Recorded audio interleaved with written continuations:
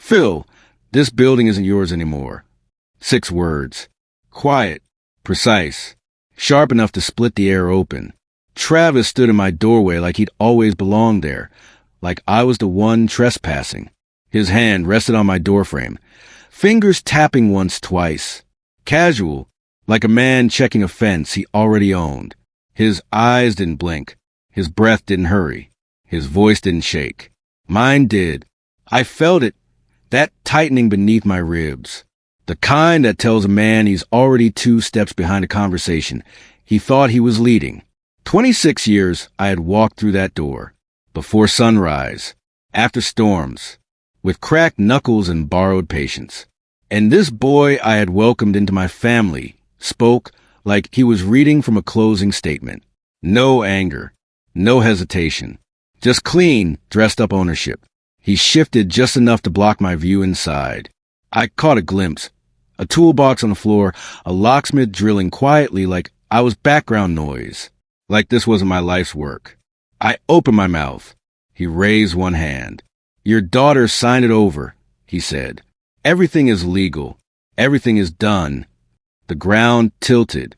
And then, just before I could speak, he added the sentence I wasn't ready for. And this isn't the only property you're losing today, Phil. If you're already shocked by what you just witnessed, you're not alone. Subscribe to this channel and drop a comment telling me where you're watching from. I want to know this story is reaching people who understand. Now, let me tell you how I got here. My name is Phil. I'm 58 years old. I built everything I own with my hands, my word, and 26 years of decisions I stood behind. The duplex on Willow Creek Road. The office building on Farrell Street. Decent properties, not lavish, earned honestly. I was never the wealthiest man in any room, but I was always the most consistent. And I genuinely believed that consistency was a thing you could count on when everything else moved. I also believed I knew the people closest to me. That belief cost me more than I can put a number on. Standing in that doorway, locksmith drilling, Travis filling the frame, my own key useless in my pocket, I tried to locate the exact moment this started. A year ago? Further back? The first evening he sat at my dinner table? There's a particular kind of pain that comes from realizing you were targeted by someone who studied you first. Not anger. Something quieter. Heavier. Because Travis didn't stumble into this plan. He walked into my family with it already forming. The smile. The patience. The careful way he always positioned himself just close enough to seem trustworthy. I replayed every dinner. Every signature. Every conversation. And the question that kept surfacing, cold and unavoidable. When exactly did Travis start planning this? It came back to me clearly once I started looking for it. A family dinner. For months before the locksmith. The table warm. The food good. The kind of evening that feels ordinary right up until it doesn't. I was mid-sentence, telling a story about a ventilation repair at the duplex. A 3-day job. Stubborn problem. Satisfying resolution. Travis interrupted me. Not loudly.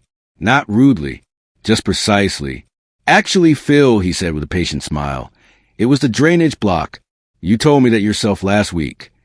It wasn't true. Not a syllable of it. But his tone was measured.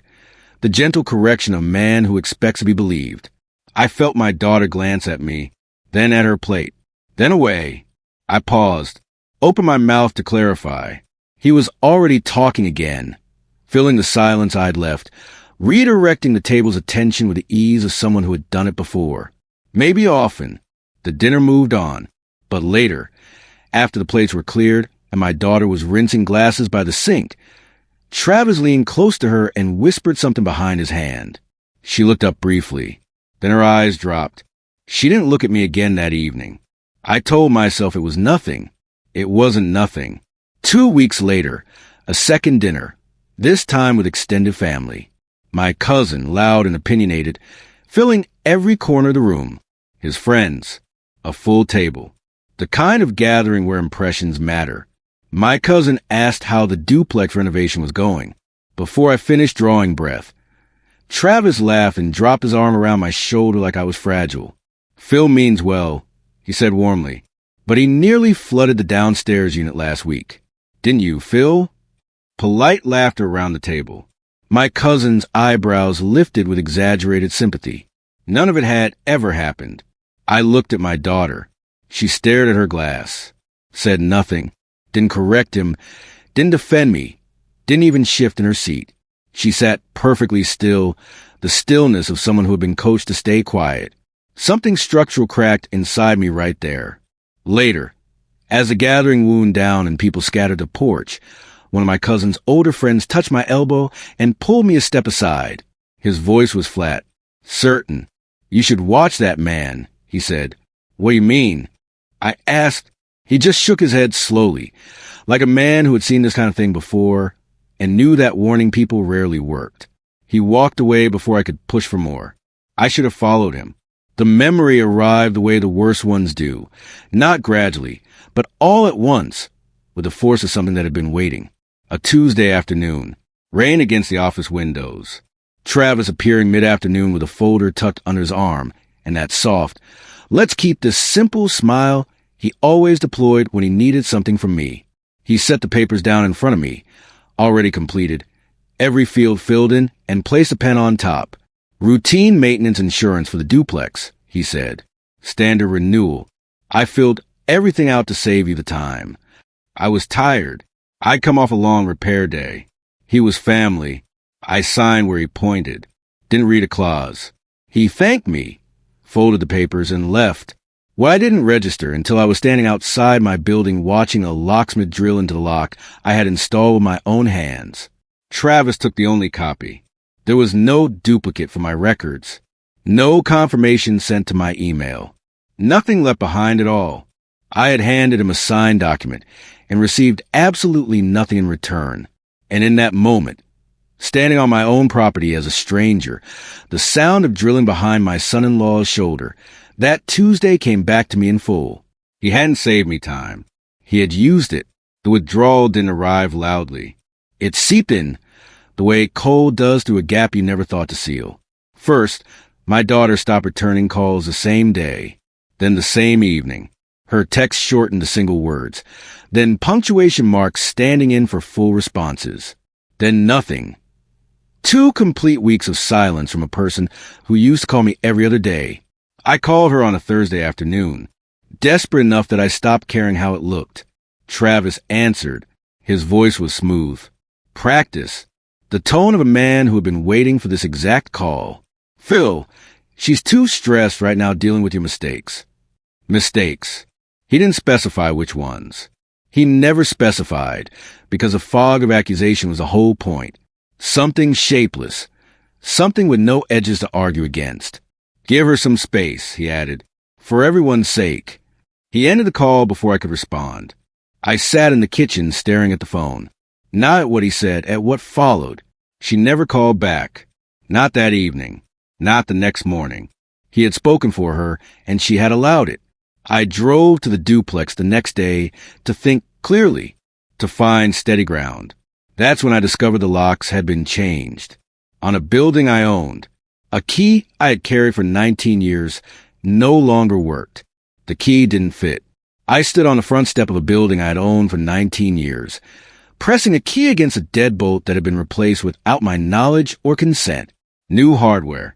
A keypad mounted beside the handle, modern, clean, installed recently. I knocked. The second-floor tenant cracked the door. "Oh," he said, eyes moving past me nervously. "Travis mentioned you were taking some time away." Time away from my own property. Before I could respond, footsteps came down the interior stairs, unhurried, deliberate, and Travis appeared at the landing, toolbox in hand, as casual as a man checking on something that already belonged to him. "Security upgrade," he said. "Didn't want to bother you with the details." I opened my mouth, and that's when I caught it. Behind Travis's shoulder, the tenant was watching me carefully. His lips moved without sound, slow, deliberate, making sure I read every word. "Ask me later." 2 words, delivered with the precision of someone who had been holding them for the right moment. There was something in his eyes that went beyond nerves. The look of a witness who had seen something he couldn't speak aloud while the subject was standing 3 feet away. I kept my face composed. I filed it, and I waited. Rumors travel faster than truth. Travis understood that. A neighbor flagged me down over a fence. Casual tone, careful eyes, mentioning he'd heard I'd been having a rough stretch. A contractor I'd worked with for over a decade called with a different quality to his voice. Two people at the hardware store whispered to each other, without realizing I was standing 3 feet away. Phil's forgetting things. Phil's not stable. Messed up the foundation work. Shouldn't be managing on his own. Not one word of it was real. But Travis had seeded every syllable. Quietly, patiently, deliberately, into the minds of people who trusted him because he smiled the way honest men smile. I caught him behind the duplex one afternoon. He was speaking with a contractor I'd never hired, shaking his head with practiced sympathy, voice low and warm. "Yeah," he said softly. Phil's slipping. Sad, really. He won't own anything soon. Those words hit differently than anything he'd said to my face. He won't own anything soon. I stood around the corner of the building and let every syllable land. Because sometimes the most powerful move a man can make is letting someone believe he doesn't know what they're doing. I turned around, walked quietly back to my truck, and started building the case he didn't know I was building. My lawyer spread the documents across her desk and didn't speak for a long moment. Co-owner transfer forms, maintenance authorization letters, utility access agreements, each one bearing my name in the signature line. Each one attached to properties I had owned alone for over a decade. She laid them out in order, earliest date to most recent, like a timeline of something being taken apart piece by piece. "These list Travis Cole as co-owner," she said. I looked at each one carefully. "I never signed any of these." She nodded slowly, as if she already knew. She slid the final document forward, separate from the others, placed deliberately, the way you place something you want a person to sit with. "This one is different," she said. I looked at the signature line. My name, my handwriting, or something close to it. The slant was right. The letter spacing was close. But the opening hesitation I always carried in my signature, that small pause before the first stroke, it wasn't there. "Phil," she said carefully, "are you absolutely certain you never signed this document?" "I have never seen this in my life," I said. The room went still, because this wasn't a misunderstanding. This wasn't a clerical error. Someone had studied my signature closely enough to replicate it, and they had done it more than once. I drove home in the wrong kind of silence, not the peace of an empty road, the hollowness of a man who has just had his own life described back to him like a case file. I sat on the couch without turning on a lamp, let the dark stay. 26 years of early mornings and stubborn repairs and handshake deals built on actual integrity, being quietly dismantled by forged paperwork and a borrowed smile. My daughter, silent. My keys, useless. My name, on documents I never signed. My reputation, poisoned street by street. All of it engineered by a man I had sat across from at dinner, whose hand I had shaken like it meant something. I didn't sleep, not 1 hour. I replayed every moment, not with grief, but with focus, searching for what I had missed, cataloging what I still had, measuring the distance between where I was and where I needed to be. Around 4 a.m, the grief burned itself into something harder, something useful. I sat up in the dark and said out loud, quietly, to no one, because some decisions need to be spoken before they become real. "I'm done playing nice." Not rage, not a threat, a decision. The kind that doesn't announce itself loudly. The kind that simply starts moving. Something changed in me the next morning that Travis didn't have a plan for. Not anger, not noise, something colder. I arrived at the office before sunrise and sat at my desk without calling anyone, without confronting anyone, without letting a single word out. I opened a fresh notebook. I wrote down every incident, every date I could pin, every name attached to every moment, in order, with detail, the way a man builds something meant to last. I became an observer. Predators operate on assumption that the prey is still reacting, still emotional, still making noise in predictable directions. The moment that changes, they recalibrate. And recalibration cost them. At noon, Travis's truck pulled into the lot. He came inside with that same unbothered ease, but the second his eyes found me sitting quietly at my desk, working unhurried, completely composed, something shifted in his expression. A flicker, brief, nearly invisible. He studied me like a man pressing a door he was certain he'd locked. "You look rested, Phil," he said. "I slept well," I told him. He lingered a moment too long before leaving, because what he had built his entire plan around, my emotional reaction, my predictable collapse, had stopped performing on schedule, and I watched him register it.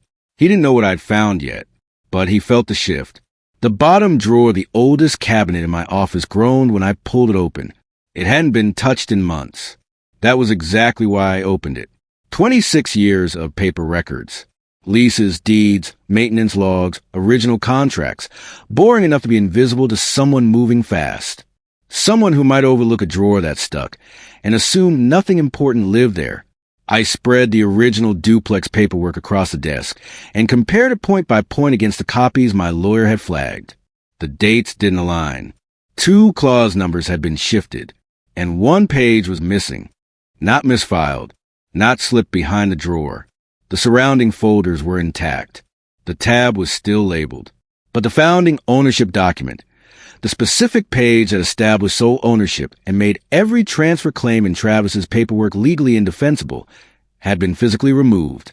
In its place, a near duplicate, close enough to survive a casual glance, not close enough to survive a direct comparison against the original county filing. Someone had been inside these files. Someone who knew exactly which page to take. I set both documents side by side and stared at the gap. They were careful, but careful people always leave one mistake. This page was mine. I worked through every notary stamp on the forged documents, methodically, page by page, cross-referencing names against public records on my laptop. Most were generic, difficult to trace quickly. I almost moved past the transfer authorization, the document my lawyer had called the most damaging, when the name in the lower right corner stopped me. Howard Baxter, Notary Public. I stared at it. Howard Baxter. I knew that name, not from a filing, from a funeral, 4 years ago, a church on Birch Street, an off-tempo organist. Howard's daughter in the second pew. I had signed a condolence card.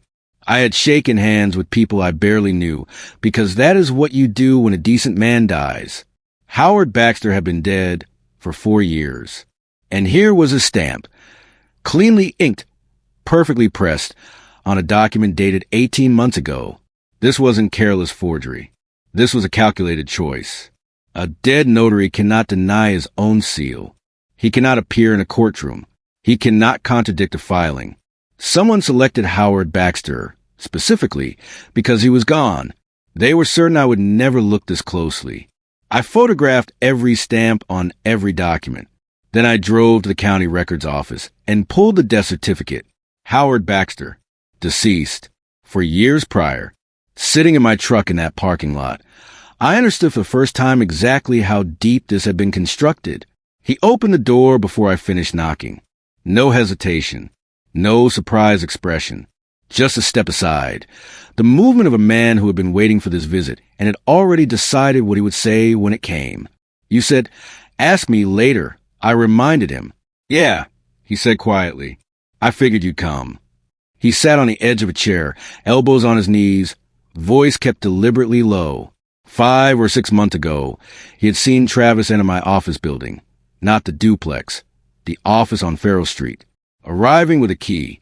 A key I had never given him. He wasn't alone. A second man came with him, quiet, carrying a briefcase, dressed like someone who spent their days around paperwork. They were inside for close to an hour. I could hear them through the floor, the tenant said. Drawers opening and closing, papers moving. He paused. At one point, Travis said, "He trusts too easily. He'll never think to check." My jaw tightened. "The second man," I said. "Can you describe him?" He pulled out his phone. He had taken a photograph of his window months ago, blurred, angled through glass, but visible. I studied the face for a long moment. Then I recognized it. A paralegal.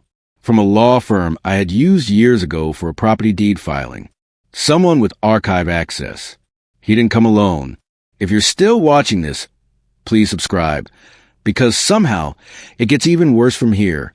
I wish I was exaggerating.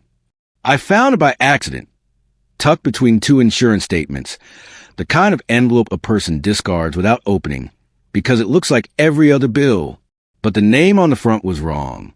Travis G. Cole, final notice. Private lender agreement. I open it carefully. The numbers stop me cold. Tens of thousands overdue. Interest compounding at a rate that only exists in agreements made from desperation. The kind a man signs when every legitimate lender has already declined him. Then a single line near the bottom made my hands go still. Collateral secured. Willow Creek duplex. My duplex. The one he had changed the locks on. The one whose tenants he had coached to treat him as the authority. The one whose original ownership document had been removed from my filing cabinet and replaced with a near duplicate. Travis had pledged my building as collateral for a private loan, without my knowledge, without my authorization, without my consent. He had borrowed against property that wasn't his to borrow against. And to make that possible, he had needed my name on documents I had never seen. I set the letter on my desk and sat without moving. This was the engine behind everything. The rumors, the forged signatures, the isolation, the patient, months-long campaign to make me look incompetent. Travis wasn't just greedy. Travis was drowning, and he had decided my life's work was his way out. I said nothing, not to Travis, not to my daughter, not to anyone who might carry a word back to him.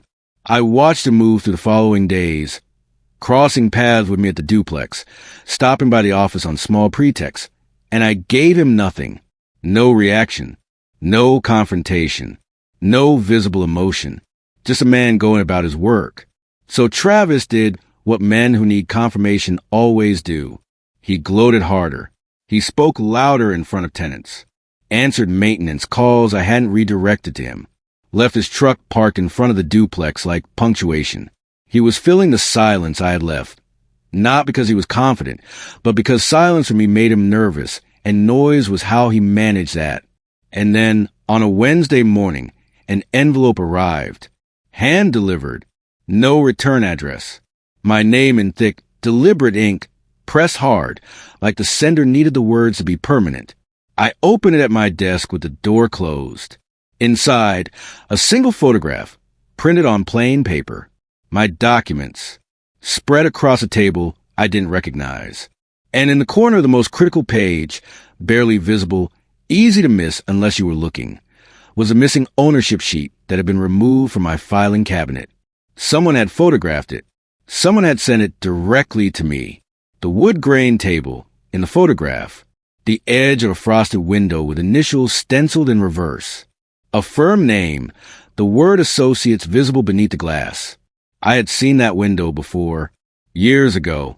A different filing, a different matter entirely. Vivian still worked there.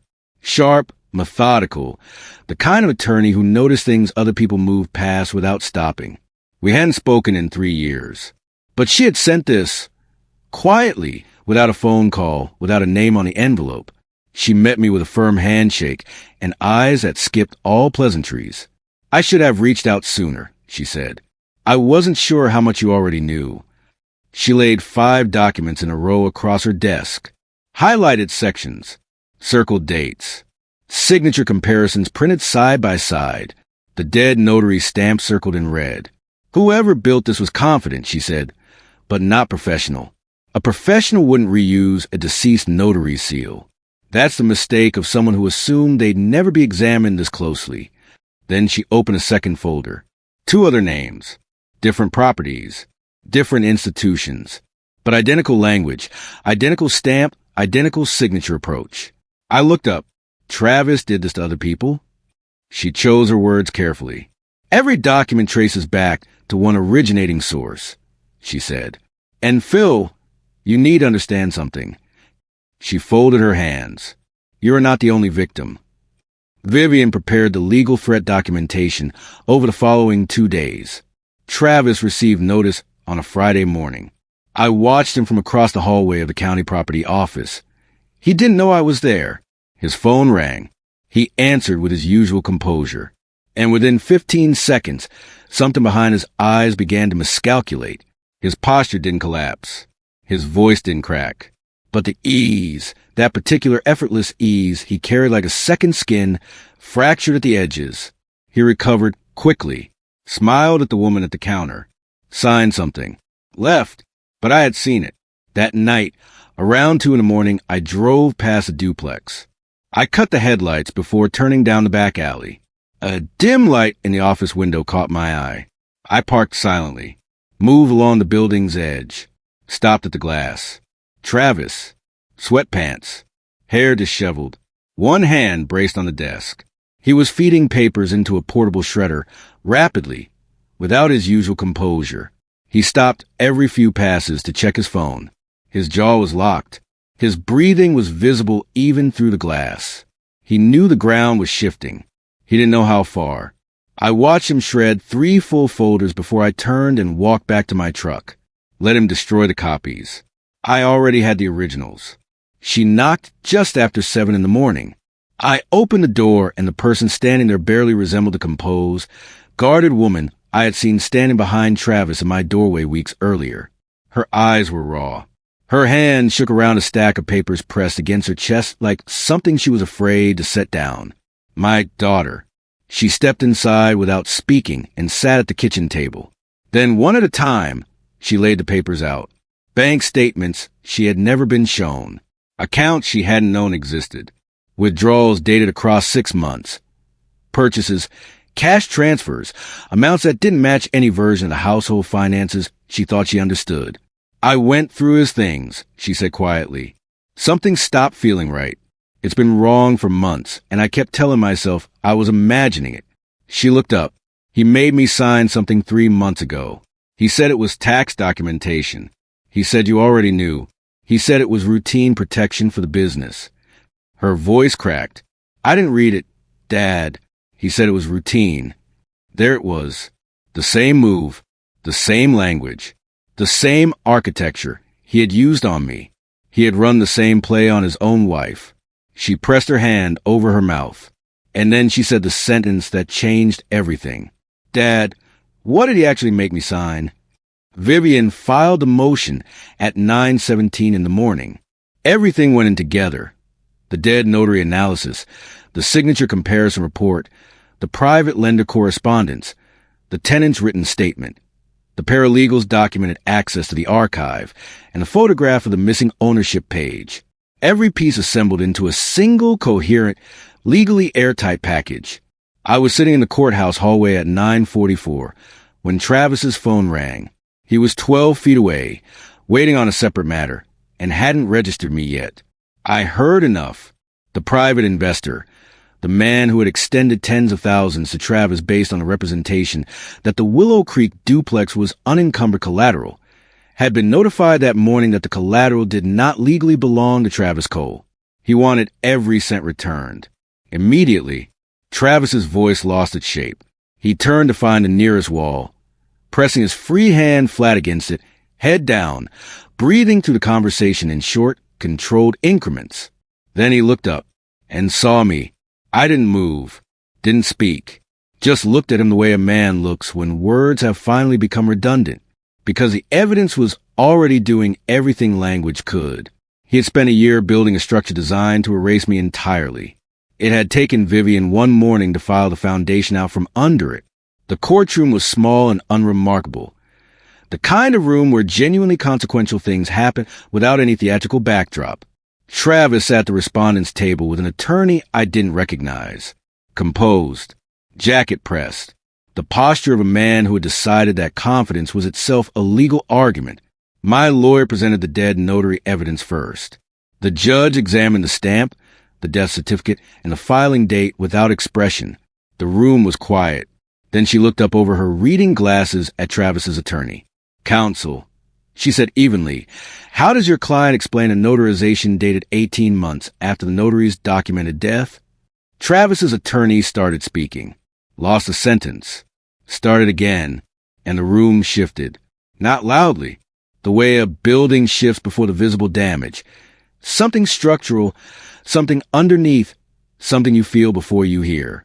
Then the doors at the back of the courtroom opened. The tenant from the second floor walked in. He had agreed to appear 3 days earlier, quietly, without drama, driven by the same steady conscience that had made him mouth those 2 words at me through the glass. He took the stand. And everything Travis had built around the assumption that no one was paying attention collapsed because someone had been. Someone always had been. He held his composure through the testimony. Barely. The tenant's account was precise. Dates, descriptions, the overheard conversation, the briefcase, the hour inside my office. His attorney objected 3 times. The judge overruled all 3 without elaborating. By the time Vivian introduced the private lender correspondence, the letter with my duplex listed as collateral, Travis's attorney stopped writing notes. The investor's legal team filed a concurrent suit that same afternoon. Word travels in certain financial circles with the speed of damage control.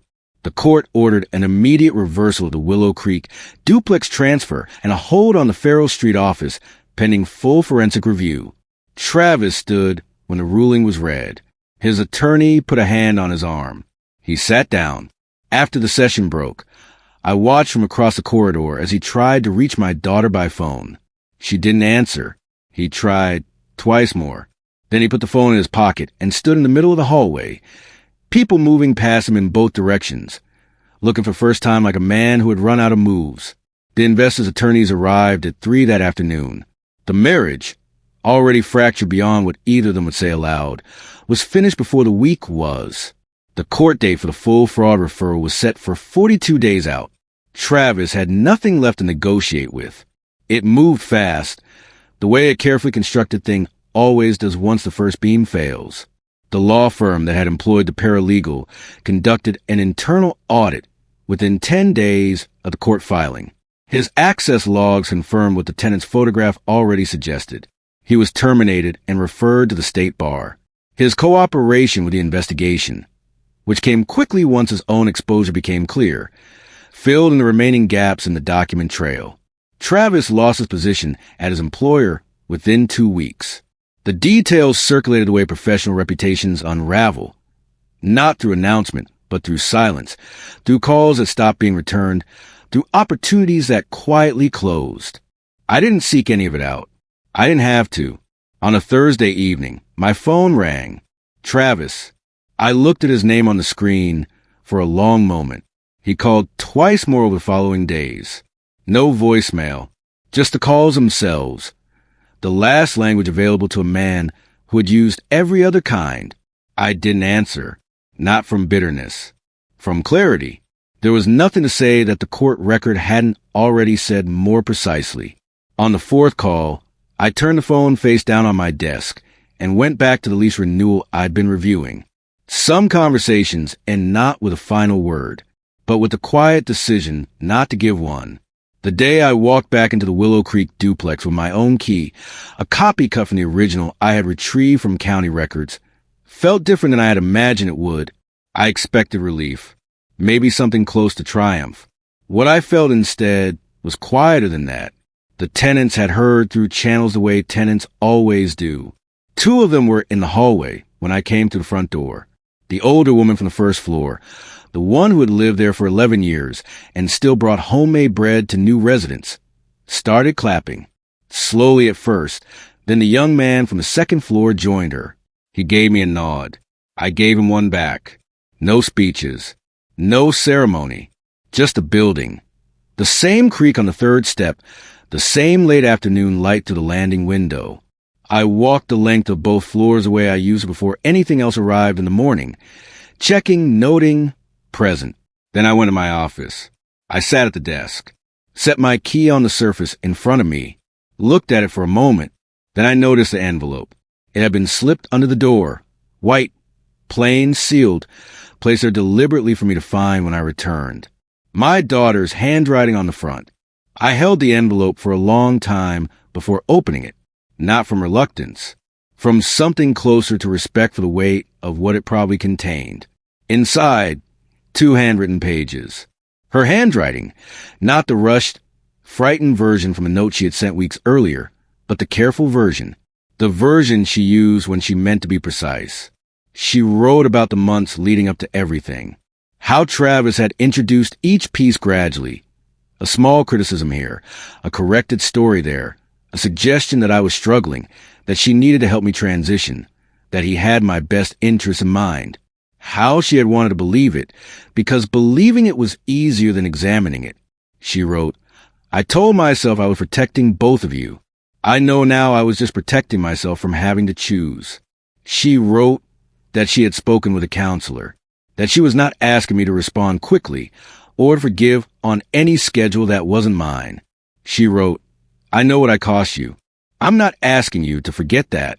I folded the pages carefully and sat with them.